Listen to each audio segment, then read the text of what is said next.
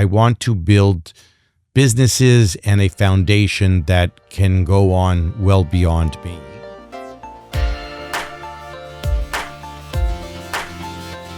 Welcome to The Homestretch, your go-to podcast for real estate trends, expert insights, and unique paths to homeownership. In today's episode, we sit down with Miles Nadal, founder and chairman of Peerage Capital, to explore the person behind the business. Miles shares how ambition, resilience, and long-term belief shaped his journey with Ourboro. Welcome to the Homestretch podcast, where we share the people and stories that shape Ourboro and the future of home ownership. Today, we are joined by a very special guest, a partner who has had incredible impact on the journey of Ourboro. This is Miles Nadal, who is the founder and chairman of Peerage Capital, so Ourboro's majority shareholder. We've worked with Miles for over 6 years now, and he's been front row seats to the journey that we've been on as an enterprise. But Miles Nadal is a formidable force in the real estate world and has built some of the most respected real estate and consumer brands. So today we have Miles, and we're going to talk about the man behind the business model. We talk about his grandson, and if you're interested in learning why Miles feels that Ourboro can create $1 million of equity for our homeowners, tune in and join us for this podcast. Miles, we're so happy to have you here today and taking the time. You're not in Toronto often, so the fact that we get to slot you in and bring you into this windowless room is quite a pleasure. It's an honor and a privilege to be here, Thank you. I'm happy to participate, and I'm thrilled that you asked me. Well, yes. We've been wanting to make this happen for some time. For those who know, it's always a joy for our team to be able to meet you and kind of learn a bit more about you. So I think the opportunity to sit you down, you got no distractions. We got your phone, feet away from you, to be able to kind of grill you a bit around who's Miles, what's he like outside of the Zoom calls and the business meetings. So I want to kind of dig in a little bit that and just have My pleasure. Have a chill conversation. Okay. We're going to start zooming out a little bit because I want to go back to the beginning. I want to get to the person behind this, like the cars and the business and the real estate. So you've gone from selling photos that you've taken yourself and building an empire around that to now being at the helm of one of North America's largest real estate service organizations. You guys move about $60 billion worth of real estate annually, including some of the most luxurious and sought after properties in the world. But before that, maybe Tell us a bit about what experience you had, what was growing up like for you? What were some of those experiences that shaped your outlook around risk and business today? So I always said that it's advantageous to being disadvantaged and it's disadvantageous to being advantaged. I grew up in 900 square feet, 2-bedroom, bathroom apartment on Shelmar Boulevard. My mother was the rental agent. We got a 20-year lease at $120 a month because she worked for Cadillac Development, who built that. Even that was a challenge to pay the rent. Yep. It was the first two people I hired were my parents in 1980 when I was 22 years old. That part of your story. And so it's what I would call a reverse family enterprise. Growing up and having very modest means shaped my value system that I wanted to be able to provide for my family differently than I grew up. Although I learned a lot from my parents and they were remarkable, the thing that they gave me that was most valuable is they gave me the confidence to dare to dream. I always believed that if you could dream it, it could happen.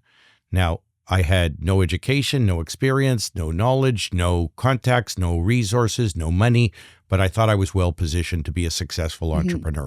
Let me ask you that because it's interesting because I meet a lot of different entrepreneurs and I think there's almost two tracks. There's folks who grow up in scarcity, right, with that disadvantage, but they end up growing up into a scarcity mindset. So they become very risk averse and they're very predisposed to the safe choices.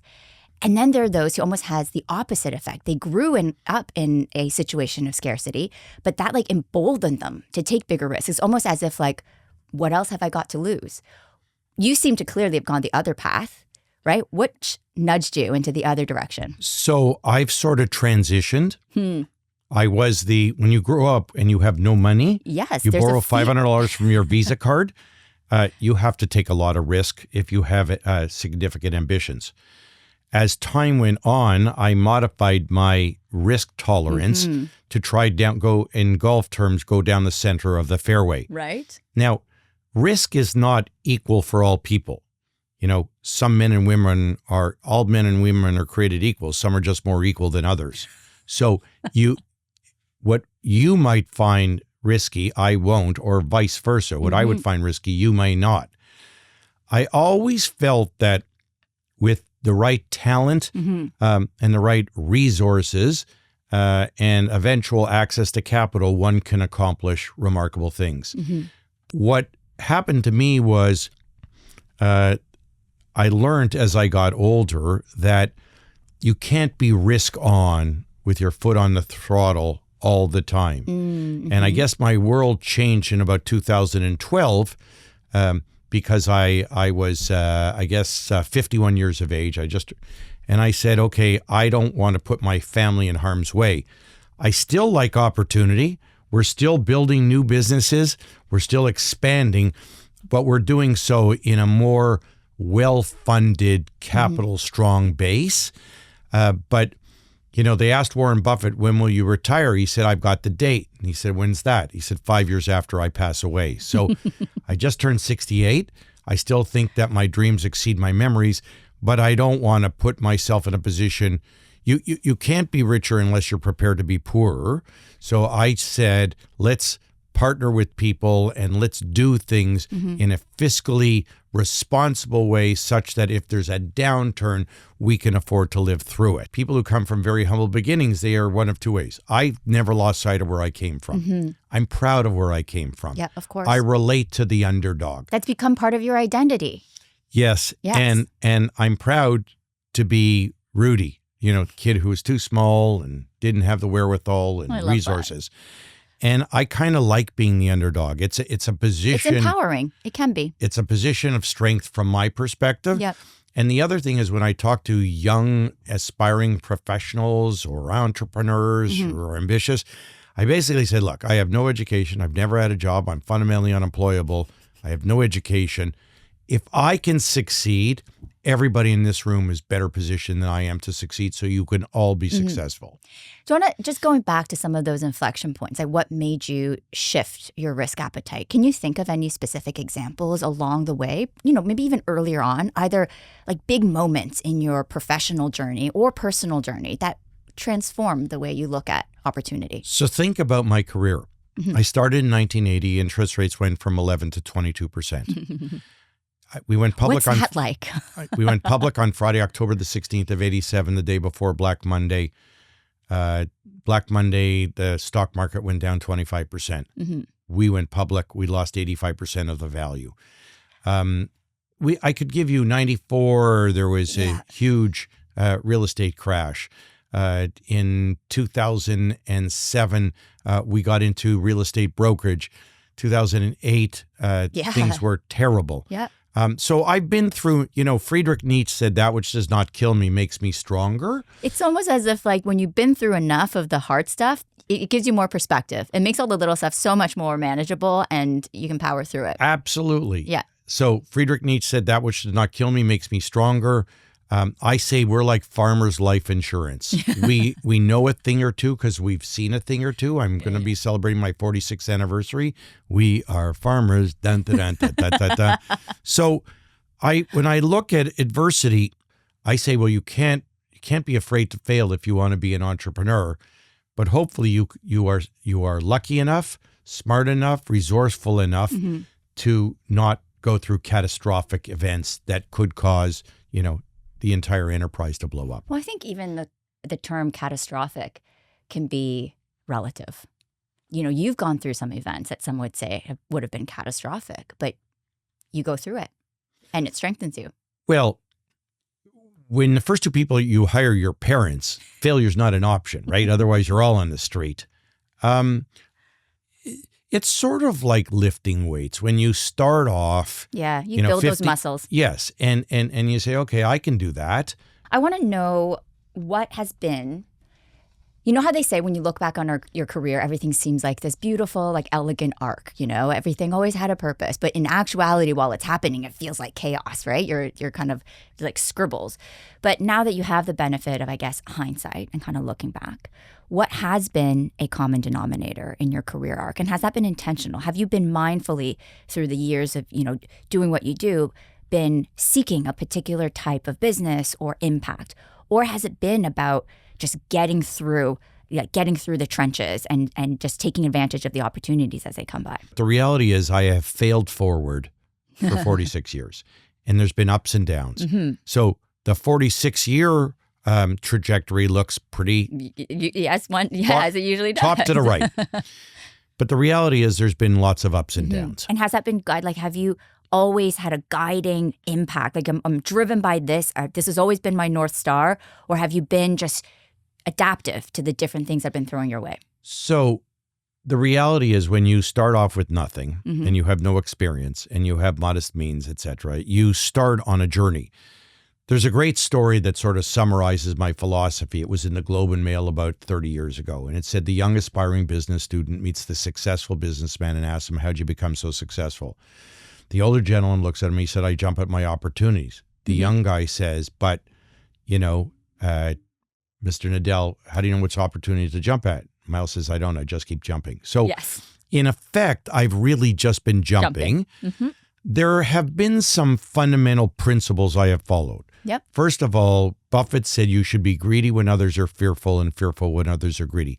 So when people don't like things and they poo-poo anything that you're attempting to do, I kind of get excited to do the work. You get lit up. I've seen this. Yes. Because if it's really fabulous, then it's already priced in. There's lots of competition already, et cetera. So we like to go where Wayne Gretzky says, go where the puck is going to go, not where it is today. So we've always been, focused on doing things that other people hadn't done and were afraid to do. We've seen opportunity and a lot of reward over the 46 years in those kind of places. We got into the check printing business. People said no one will ever write a check. We got into advertising in 2001 when the internet bubble burst. We got into real estate brokerage, after the great financial crisis. So a lot of things we have done were at a time when other people saw it as very risky. We got into self-storage. Everybody thought it was not a business. It was a garbage business. When we did the homework, we saw opportunity because we always do the work to understand empirical data that supports our thesis. Now, it doesn't mean it's always going to work. And then life is about timing, right? Yes. You've got to be able to live long enough. But that's where we have been successful. Our instincts have been good. Our timing has sometimes not been very good, but we have been fortunate to have had the resources to live through those cycles. Yeah, and you build that resilience. That's the thing. So you have the knowledge and the wisdom to be able to help you make better decisions. But then as you build the scale, your organization is a bit more resilient to the ups and downs. So if you said, okay, what are the themes throughout your career? One was the power of partnership. We've always believed that having the most talented people that were both financially and emotionally aligned to create value together was critical. We believe that the most talented people wanted to be involved in things where there was a mission. Ourboro is a mission, not just a business. And that was part of what attracted impact. Yeah. And I think more and more as I look at the future, the most talented people, the most talented talent want to be involved in things where there is impact beyond the economics of the business. Yeah, for sure. It has to be meaningful to you at a personal level. Yeah.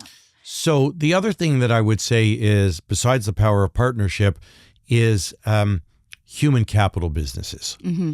Although we've evolved to use human capital in businesses like co-ownership, like mortgages, like the real estate brokerage business, now getting into mortgage and title and insurance and escrow and property management, like real estate asset management, like the pure financial asset management. But they're all driven by human capital and human talent. Yeah, you're not investing in technology or AI. That's not you. That's not Peerage. Yep. But I'm not the person who's going to figure out, who are the winners in the artificial intelligence race. And I like that about you and Peerage, because I think part of the secret sauce for you guys is you know where to play because you know where you can make the biggest impact, right? You're not interested in pretending to be something that you're not from a fund and from an investment perspective. You understand people. You're a very effervescent relationship builder. And I think using that to catalyze your business relationships, the ones that are grounded in people and partnerships, that's where the magic happens? So I would say two things. I'm 68 years young. So I've been doing this for 46 years. So part of what I look at is what I call LAM, life after Milesy. And I hope I live for 120 years, as they say in the Jewish faith. I won't. But however long I'm around, I want to build businesses and a foundation that can go on well beyond me without the same entrepreneurial drive, determination, and risk tolerance that I put in. Because my children and our family office will not operate on that basis, nor do I want them to. Yep. We're fortunate enough that we've created sufficient financial foundation by which we can be a lot more fiscally conservative and look at the world 25 years from now. Yep. You know, Blake Hutchison said at a speech last week, he said, we look quarter to quarter. That's every 25 years. So I think the problem that most people have is they're looking very short term. It is short term. It is like endemic of our generation. Yeah. And I'm trying to say, okay, what does it look like 10 years from now or 20 years from now, or et cetera? I think the opportunity that we see is the power of partnership applies to other industries and businesses, et cetera, where we think that we can bring both human and financial capital to take advantage of the growth opportunity in businesses. And we're trying to do fewer things, not more things. Yep. I think Fewer that's things, a right. theme, by the way. My inclination is to do fewer things well Yep. and not as many things. And Buffett said the difference between successful people and really successful people is really successful people say no most of the time. Are you a fan of Warren Buffett? Love Warren Can't Buffett. tell. I started following him in 1987. Most people weren't around in 87. They thought he was Jimmy Buffett's cousin. Okay. So speaking of partnerships and just meaningful moments, I think just turning the conversation around Ourboro a bit here. I was saying to you earlier, for Ourboro, like, you know, as part of the founding team, being from the beginning, we were a scrappy team, bootstrapping our way to try and create something that we knew was going to be incredibly meaningful. And then here comes Peerage. We had the opportunity to partner with you guys, it was catalytic for us in terms of what we were able to do. So we know what that felt like from our perspective, partnering with Peerage. I wanted to hear from your side. What did it feel like for you, meeting Ourboro for the first time? And So I didn't meet Ourboro. Trevor Maunder did. Yes, he but- called me up on a Saturday night and he said, what are you doing? It was the middle of the winter. And I said, what do you think I'm doing? I'm watching the Leafs and they're losing. He said, I want to send you something. I said, well, you know, I don't read single space type. What are you sending? You're not going to send me a document, single space type. He said, no. I said, oh, good. I'm sending you 2 documents. Yeah. I said, Trevor, come on. And by the way, while I'm aggravating you, it's a startup. I said, Trevor, I don't want to do this. I've had 8 hair transplants. I got limited donor area left. Why do I want to do this? And he said, because you talked when you turned 60 that you would like to do something meaningful that would have dynastic impact. And I can't think, you've done some wonderful things, but I can't think of anything more meaningful than to help Canadians buy their first home, to be in a position where if it was there when you were in 1970, your family would have owned a home. I fell in love with the idea that these were extraordinary people who could be doing other things in venture capital, et cetera, but who had a passion and dedication to this mission of helping Canadians buy their first home. And I thought to myself, this is something that I want to get invested in. And of course, when I started, it didn't have huge requirements of capital. And I thought, okay, this will be good. And like everything else that I do, it required way more effort, way more time, and a lot more capital. But as I got more into it, I thought, what could be more meaningful than, you know, the mission of helping 10,000 Canadians create $10 billion of equity value over some period of time. It may take 10 years, 20 years, 30 years, 50 years, whatever. Yeah. But that big idea was something that I thought was something that our family would like to get behind. But it is a challenge that I thought bringing our entrepreneurial experience and expertise together with an incredible, unique management team and truly partnering together on the mission to work together to institutionalize this opportunity, to build it on a very large scale. And we couldn't have done it without you guys as the founders. And likewise, right? Yes. And so that to me is the perfect marriage. And it's great that the management team was receptive to our involvement, because It only works where people have a common mission together. I'd also say that the idea of the Ourboro mission is fantastic to try and do other things beyond just helping the home ownership dream, but to help communities. Yep.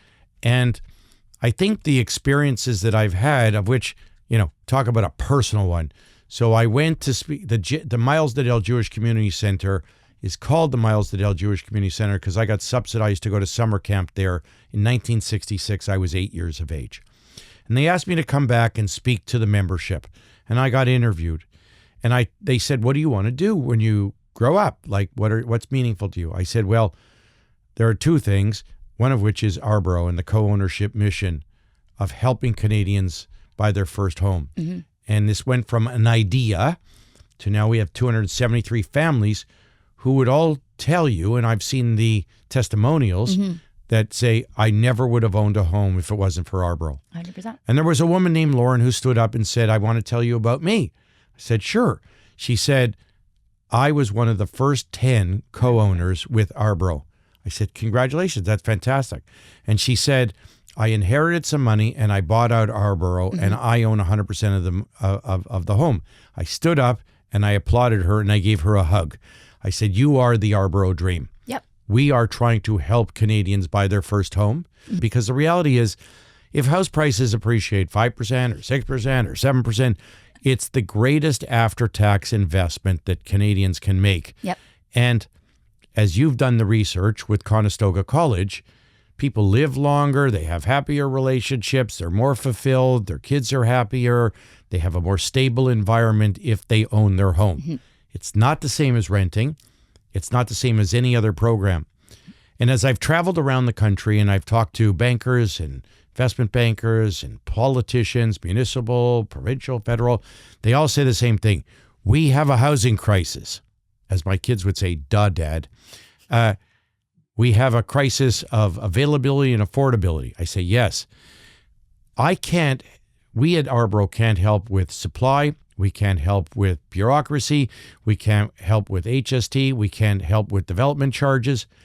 We can help with the co-ownership investment in the down payment. And it works today. And if we had capital, I believe in 50 years, we could help. The co-ownership idea could help 100,000 Canadians create $100 billion of equity value. And I think just for context for our listeners and viewers, the study that Miles is referring to is a partnership that Ourboro has with the Conestoga College, where we do track a longitudinal study over 10 years, outcomes between Ourboro homeowners versus traditional renters or people who are not co-buying with Ourboro. So over those 10 years, that second group of people will inevitably become homeowners. Some of them may not, but the thesis of the study is that because we can unlock homeownership much sooner for folks, people are able to access these tremendous benefits much sooner. And those benefits, to your point, is economic benefits, obviously, from the accumulation of wealth, health and wellness, being in neighborhoods closer to schools, even just we look at postal code analysis from where people move to. So there's very clear quantitative data now on the impacts of being able to unlock homeownership sooner. So that's been a very interesting journey for us, and we can scream that from the rooftops, or we try to.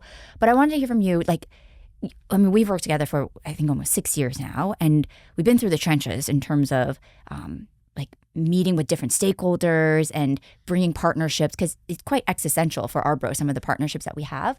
What message do you have for the folks who have been skeptical, or not even skeptical, but don't necessarily have the same risk perception? Like you said, risk is different for everybody, but people are looking at real estate. They say, why? Real estate, it's a bubble. It's going to burst. You're not going to see these returns, not forever, and kind of slow to take action.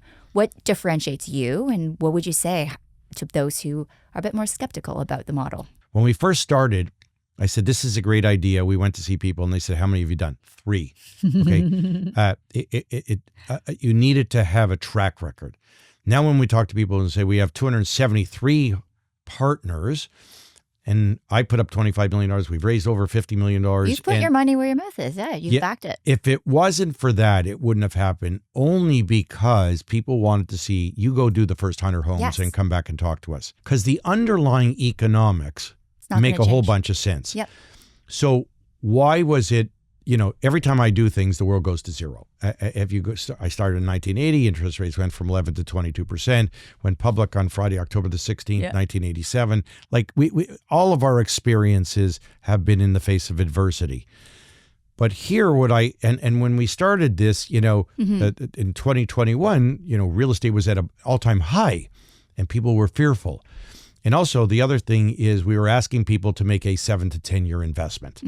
And everybody wanted, immediate liquidity if wanted. So you needed people like Leuna, and you needed Fengate, and you needed Scotiabank, you need CMHC, who had two things going. They had to be patient, as you said, and they had to believe in the mission that helping employees, customers, and Canadians buy their first home was an important social mission. They have the underlying stakeholders where the mission matters to them. But we're helping people buy their first home that never would have had that opportunity. Yeah. So there was both a huge financial opportunity and a huge social opportunity. It's rare that those things come together. Yep. And the double bottom line. Now, as we have this going on and we've got real big, deep-pocketed institutional investors looking to back us, the pearl becomes a pattern and it becomes a self-fulfilling prophecy. There is no question that our only limiting factor to continued dramatic success is access to institutional equity capital. And we think that we're on the cusp of that happening. And then it will become a perpetual self-fulfilling prophecy over the next 10, 20, 30, 50, 100 years. We can build an evergreen fund where the income from the previous funds can catalyze the next fund. That's definitely the dream. We just become sustainable and self-funded. The other thing that I needed to do was modify how I approach this. And I said, I will take my family's investment and any returns we get and perpetually reinvest to help Canadians buy their first home.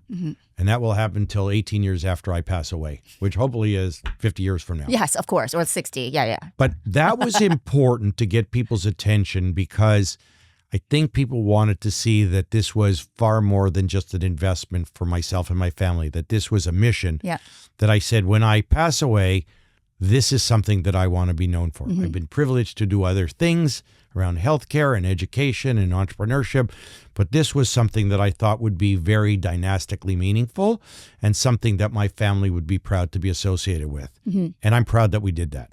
I love that. And you know what, Miles, we're truly grateful for that. And I don't know how much more gravitas I could put into that, because for Ourboro, we truly wouldn't have gotten to where we are today without that partnership from Peerage. And I think, actually, I want to flip that question to you. If you think back on all the different versions of yourself that could be here today, what might have some of those been? Was there anything that, if this didn't happen to me, I'd be in a very different position today. If I hadn't met this person at that point in time, I'd be a very different version of Miles. So two things. I just wanted to flip what you said before. Yeah. We're privileged to have met the management team because we could never have created this from scratch. We're very resourceful. We're very capable. We have a very talented group. Nobody would have done this like you and Norm and Nick and AL. And the reality is, it's where talent, capital, and opportunity meet together. Yeah. Okay.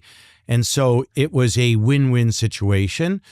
And you had already put in the effort, had the vision, did the research, and all of those things. We never would have been able to do that.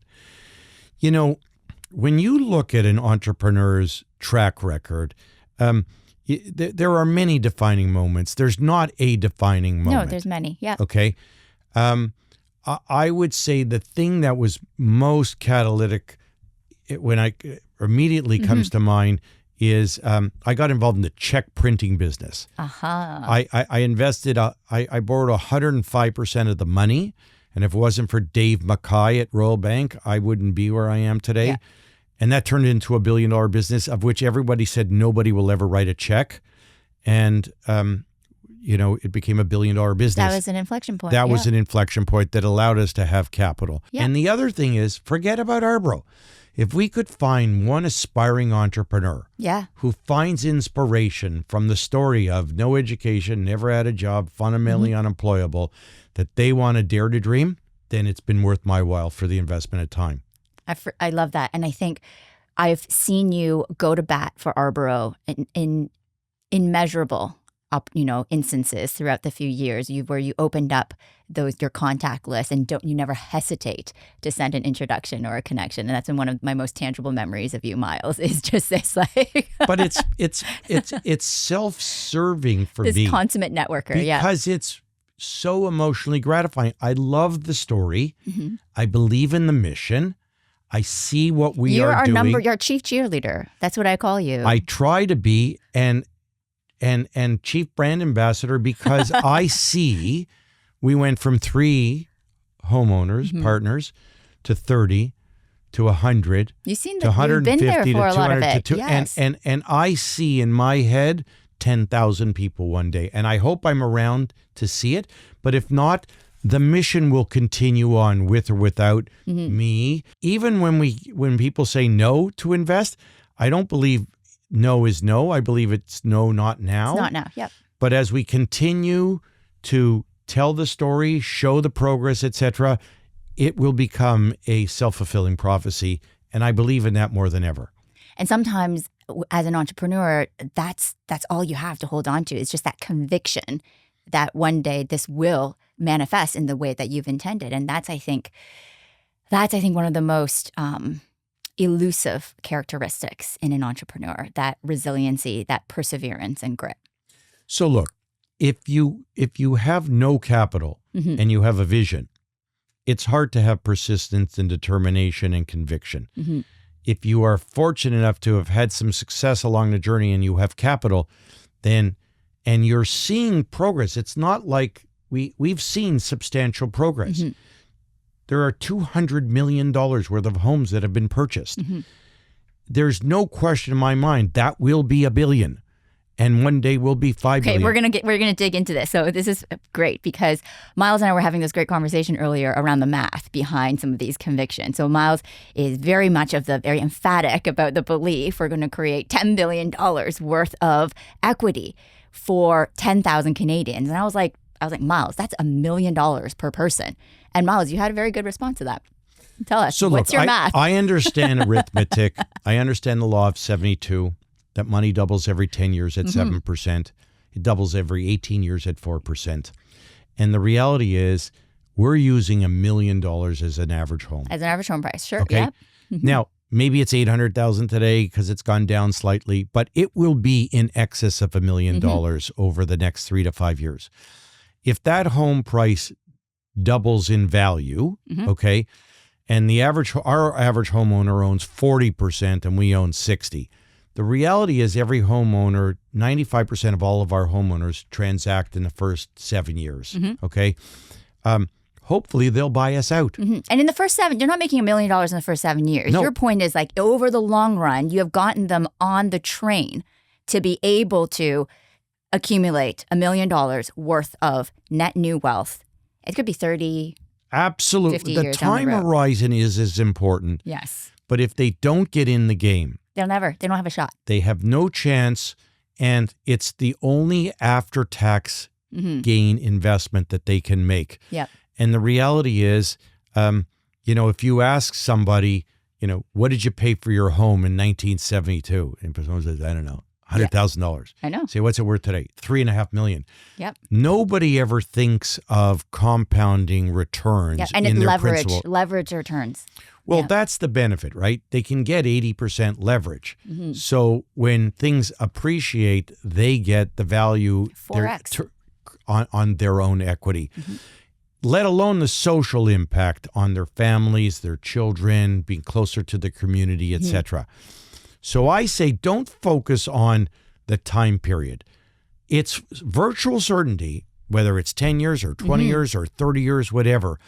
But if you don't get in the game, if you don't start, if you don't win, if you don't start, you can't win. Yeah. And if you can't, if you don't play the game, you don't get the benefits. What we have seen empirically, though, is that most people thought before Ourboro that without the bank of mom and dad, they had no chance to get in the game.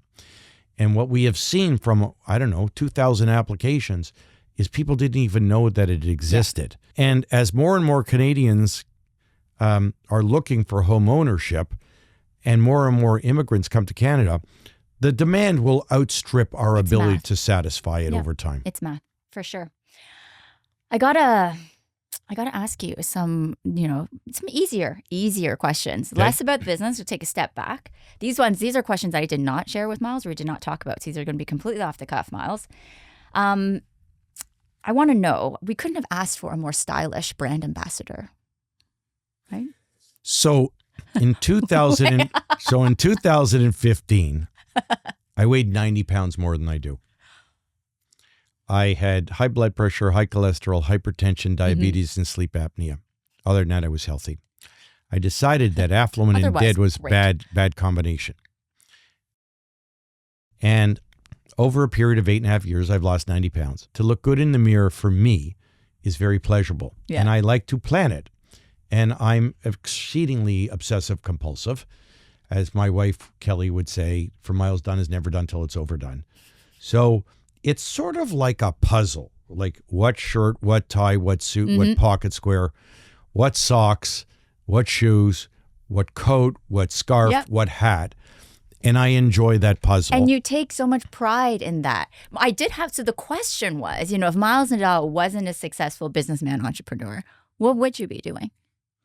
Wow, that's an amazing question. I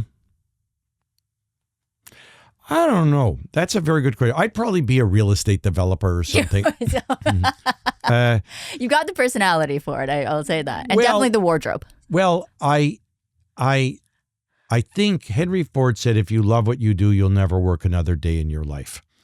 So people say, you dress nicely and you have nice cars and you live this wonderful life. I said, don't be confused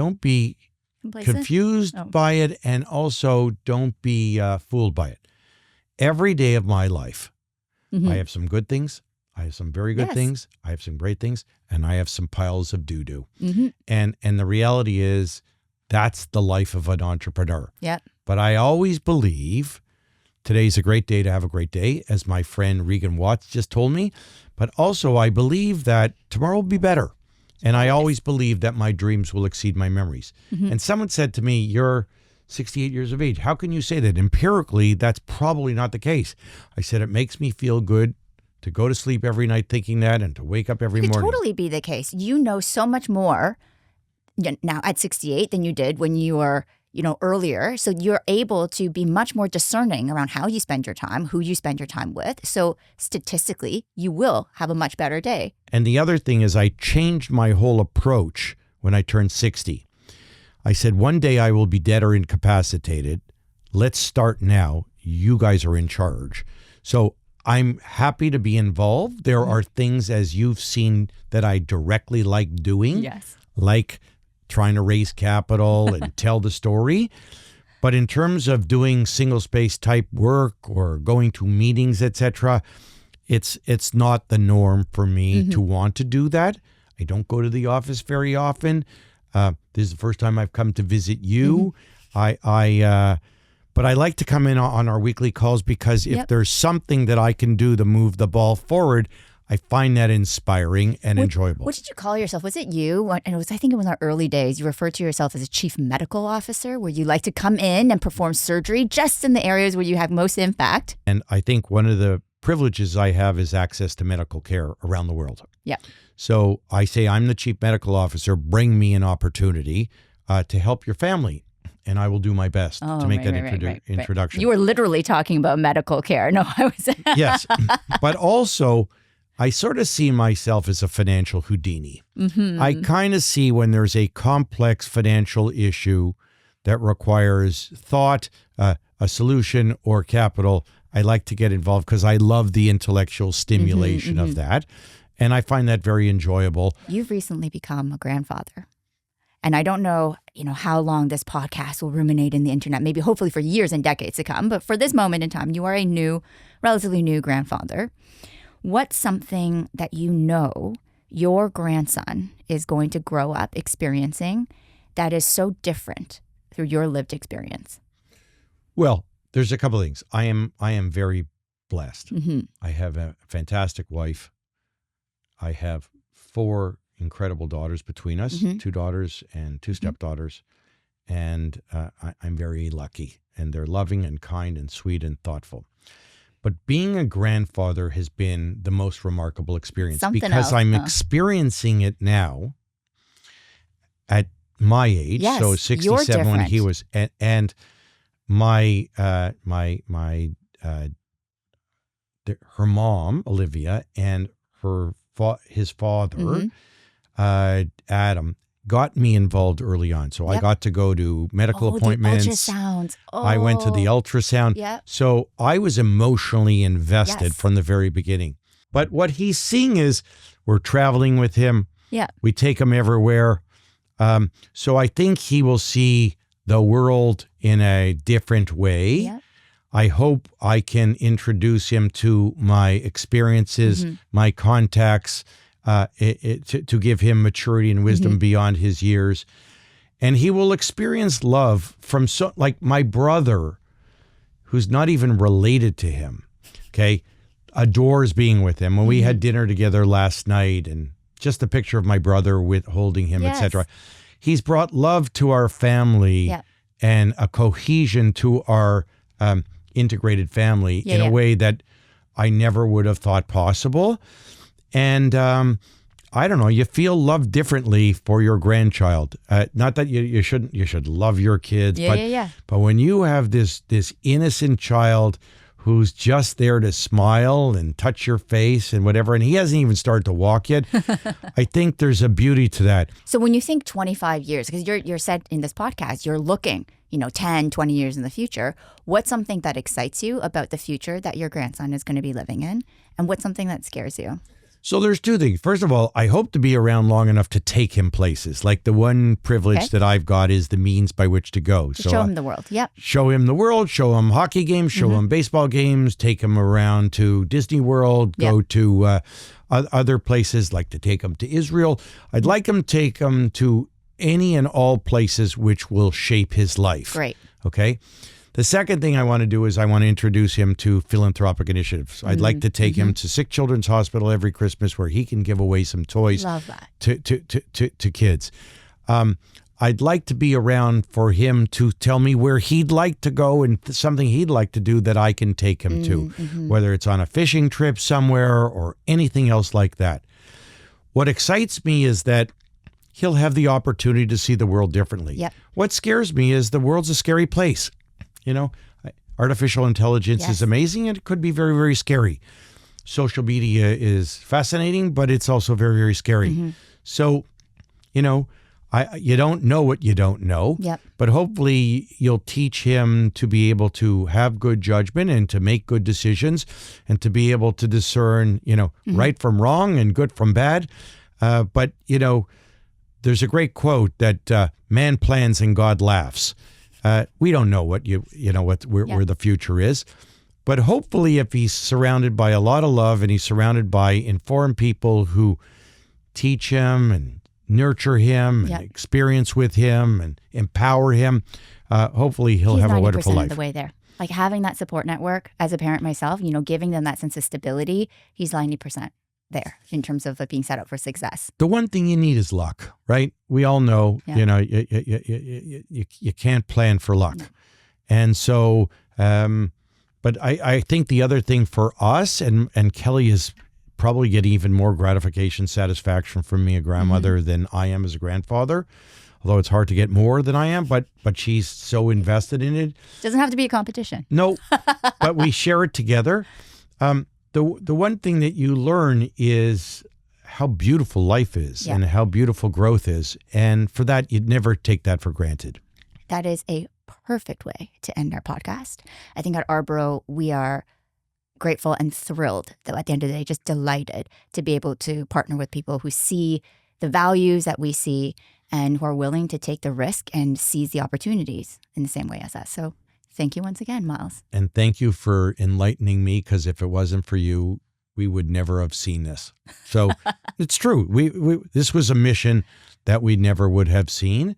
And on my tombstone, I hope it said, he tried to help Canadians buy their first home. Oh, well, there'll be a lot more than that. Let's hope. Let's hope. All right. Thank you. Thank you. This is great. I appreciate it. That was great. Thank you.